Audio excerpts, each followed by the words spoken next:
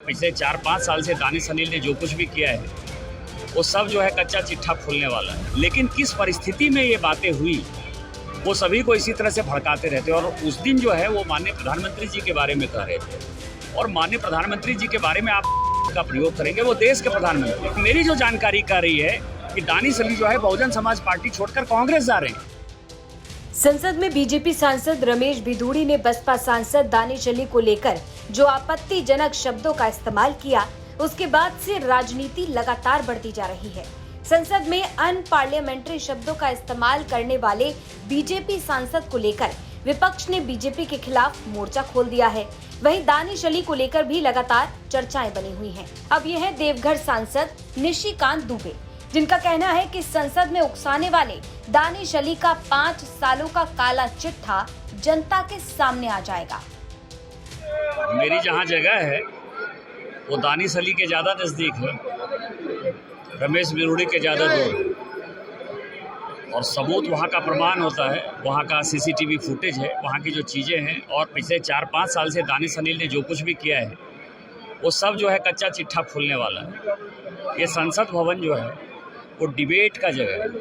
कोई भी गलत बातें कहता है। मैंने रमेश भिदुड़ी को कभी डिफेंड नहीं किया। उनकी जो भाषा थी उसमें सौम्यता होनी चाहिए थी। उन्होंने गलत शब्दों का उपयोग किया और उसको कोई भी सभ्य समाज जो है उसकी निंदा ही करेगा, उसको डिफेंड नहीं करेगा।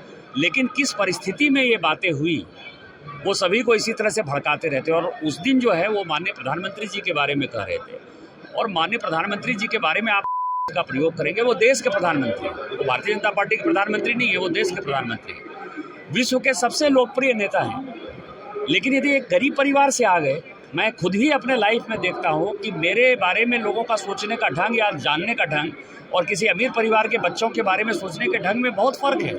मैं उसको पिछले 40-50 साल से खुद ही अपने जीवन में अनुभव कर रहा हूँ। लेकिन अब देश के प्रधानमंत्री हो गए, गांव गरीब पिछड़े दलित वंचित समाज का जो है उनके ऊपर असर है। चूँकि महिला आरक्षण में ये माइलेज नहीं मिल जाए माननीय प्रधानमंत्री जी को, भारतीय जनता पार्टी को, इसको डाइवर्ट करने के लिए जो है ये सेकेंड थॉट में जब माननीय राजनाथ जी ने माफ़ी मांग ली तो सेकेंड थॉट के तौर पर जो है ये एक कैलकुलेटिव रिस्क लिया है कांग्रेस ने। और मेरी जो जानकारी कर रही है कि दानिश अली जो है बहुजन समाज पार्टी छोड़कर कांग्रेस जा रहे हैं।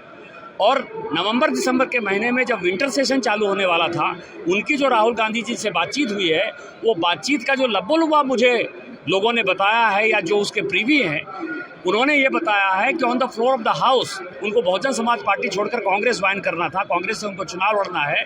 तो वो एक मुद्दा बनाने की कोशिश कर रहे थे कांग्रेस और दानिश अली मिलकर कि इस देश में जो है इस तरह की बातें होती हैं और संसद भी सुरक्षित नहीं है। और चूंकि मैंने सोनिया जी के ऊपर अटैक किया था कि उन्होंने संसद के अंदर कॉलर पकड़ लिया, तो कॉलर पकड़ने का कोई दूसरा उनको रीजन तो अब नहीं समझ में आता है कि उसकी काट कैसे होगी। तो उसकी काट ये हो गई कि रमेश भिदुड़ी जैसे लोग मिल गए दूसरे दिन, तो उनको दिखाई देता है कि देखिए इस तरह की बातें बोल रहे हैं। कॉलर पकड़ना, किसी को मारना पीटना पार्लियामेंट के अंदर और किसी को ये शब्द का प्रयोग करना, यदि पूरे देश के मीडिया में यदि संस्कार बचा हुआ है, आज भी जो लोग डिफेंड कर रहे हैं रमेश भिदुड़ी को मैं खुद ही जो है कह रहा हूँ कि उसने गलत किया। लेकिन जो सोनिया जी ने किया है उसके बारे में आपने कोई क्रिटिसाइज सुना कि 2012 में जिस तरह की घटना की उन्होंने सांसद का कॉलर पकड़ लिया, तो ये साजिश थी। और ये दानिश अली इस्तीफा देके कांग्रेस ज्वाइन करना चाहता था और पूरे दुनिया को ये मैसेज देना चाहता था कि यहाँ अल्पसंख्यक सुरक्षित नहीं है। देखिए बोला जाता है और कांग्रेस ये मुस्लिम को एक वोट बैंक के तौर पर यूज करना चाहती थी, वो एक्सपोज हो गई।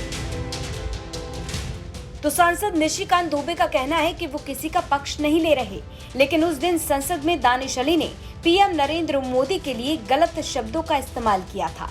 बता दें कि गुरुवार को राज्यसभा में महिला आरक्षण बिल पर चर्चा की जा रही थी।